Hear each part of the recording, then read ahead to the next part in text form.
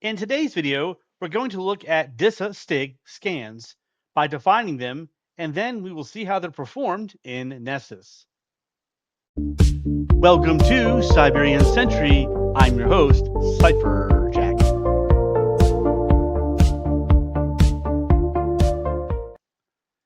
This is my vulnerability management series. This is the third video in that series.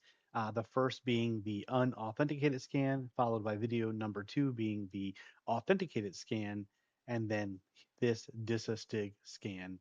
If you have not watched the first two videos, the links for those will be in the description. So DISA STIG is an authenticated scan. We'll see why in just a moment. I want to explain that DISA STIG scan is a specialized security configuration audit.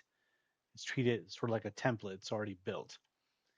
This is a type of authenticated scan. The scan evaluates detailed internal system configurations. It looks at registry settings, services, permissions, and patch levels. To do this, the scanning tool needs privileged access, which means it must log into the system being scanned. That means it requires credentials, which is what classifies it as an authenticated scan. DISA STIG. So let's take a look at the word DISA. It's actually an abbreviation for the Defense Information Systems Agency. It is a U.S. Department of Defense DoD entity. STIG, that stands for Security Technical Implementation Guide. It's a comprehensive checklist of security best practices, hardening rules, and configuration settings designed to secure DoD systems, reduce vulnerabilities, ensure compliance with DoD cybersecurity standards. Each STIG is tailored to a specific technology, OSs, databases, browsers, firewalls, etc. But going a little further on explaining what a DISA STIG scan is, a DISA STIG scan is a scan that audits a system's configuration, compares it against the specific STIG requirements, generates a report showing which items are compliant and which are not, often used in DoD or defense contractor environments. So, what is a DISA STIG scan, or should I say, what does it check? Password policies, firewall settings, unused services, patch levels, audit logging, access control, file permissions, and then on Windows, it also looks at registry keys. In summary, a DISA STIG scan is a specialized compliance-focused authenticated scan that checks a system security configuration against the DoD security standards. And why it matters is when we look at one of the benefits is security. It ensures hardened, attack-resistant systems. It's also compliance required for systems in DoD environments, meaning this it creates a level of compliance. Documentation, it produces formal compliance reports. And then there's an avenue of it which can be automated. So the automation can be scripted and integrated into CI, CD, and patch pipelines. And we'll see how that is in just a minute. So there are tools that perform STIG scans. One of the tools is SCAP Compliance Checker by DISA. It's a free STIG audit tool. There's the SCC tool, official DISA tool for scanning and generating STIG compliance reports. There is Tenable Nessus, which we'll be using, and that can scan for STIG compliance with DoD SCAP content. There's also OpenSCAP, which is an open source scanner that can validate against SCAP STIG content. ACAS, or Assured Compliance Assessment Solution, is mandated in DoD, includes Tenable Tools Plus. There's also Microsoft Security Compliance Toolkit. It's a Windows-focused hardening guides STIG aligned. And you'll notice the word SCAP appeared multiple times. So let's take a look at what is SCAP. It's a security content automation protocol. SCAP is a standardized protocol developed by NIST, or the National Institute of Standards and Technology. This is used to automate vulnerability management, measurement, and policy compliance evaluation.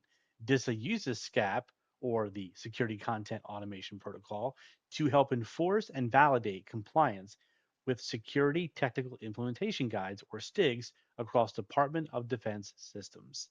In summary, SCAP in DISA is a framework for automating the application and verification of security configurations like STIGs, enabling efficient and standardized security assessments across DoD networks.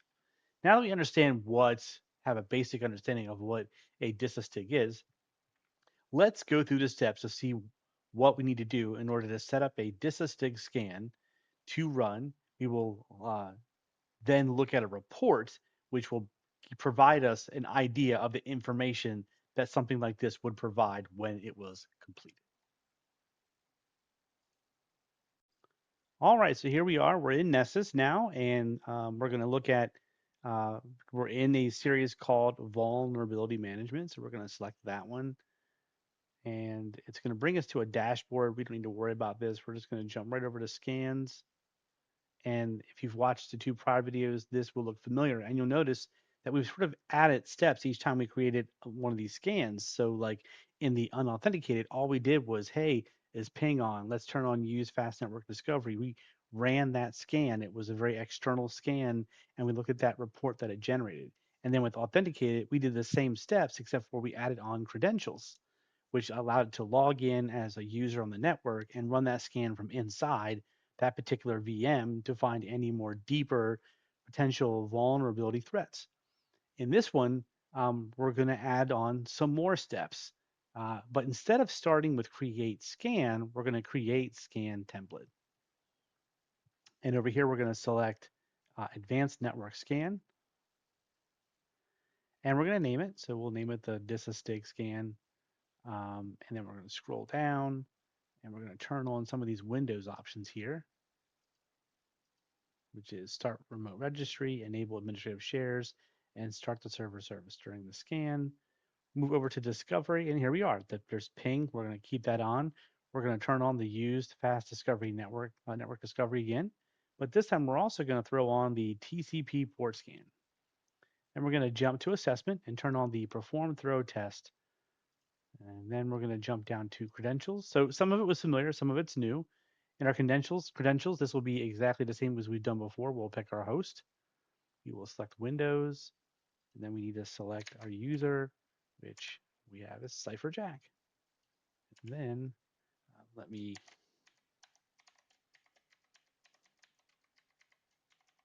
we can put that in. Well, that's our password. We'll save. So that's done, right?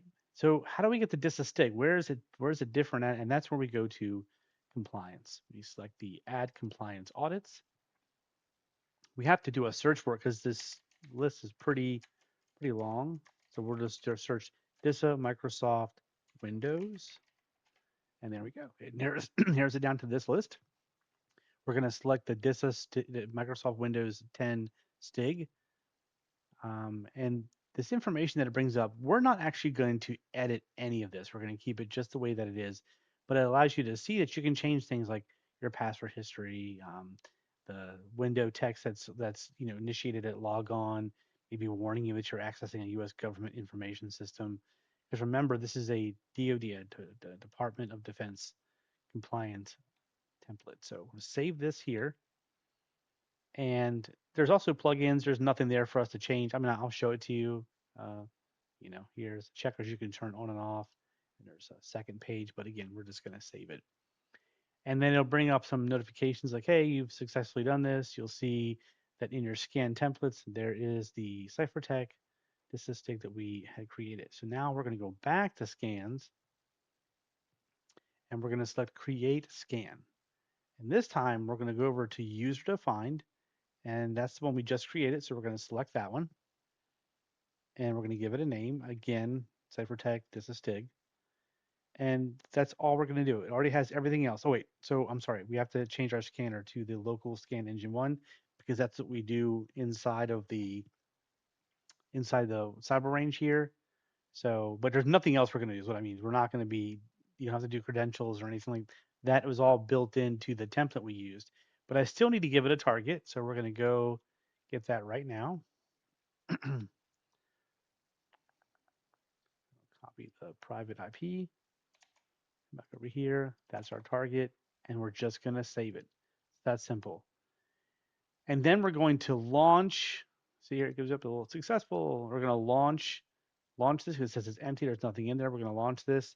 And while for me, it's going to take a long time, for you, it should just blip right on over to complete it, where we'll look at the report.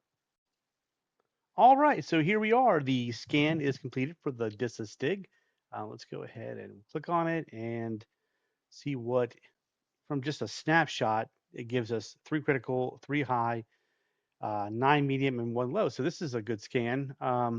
Let's click on it and see what these are. All right, so the three critical are all security updates for Microsoft.NET Framework. On the highs, we have the Win Verified Trust. We have another Microsoft.NET Framework, an SQLite 3.44.0. And then we have like our SSLs, SMBs, and TLSs from prior. We have two more security updates for Microsoft.NET here, and then the 7-zip and then the ICMP timestamp. So because no remediations have been done yet, that's why we're seeing previous or prior vulnerabilities show up. It's because we haven't remediated them. But let's take a look at the security updates for Microsoft.NET and Microsoft.NET Framework installation on the remote host is missing a security update.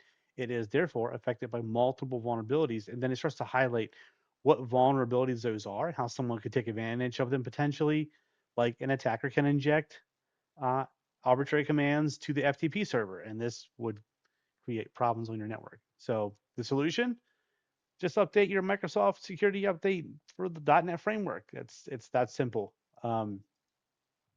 And then we go down here, and I'm pretty sure all the Microsoft.nets are going to have the same solution, right? It's going to be, hey, you just need to update. So what that means is you could get rid of the 3 critical, the 1 high, and the 2 medium. So that's 6 vulnerabilities just by one update. You take care of 6 of them.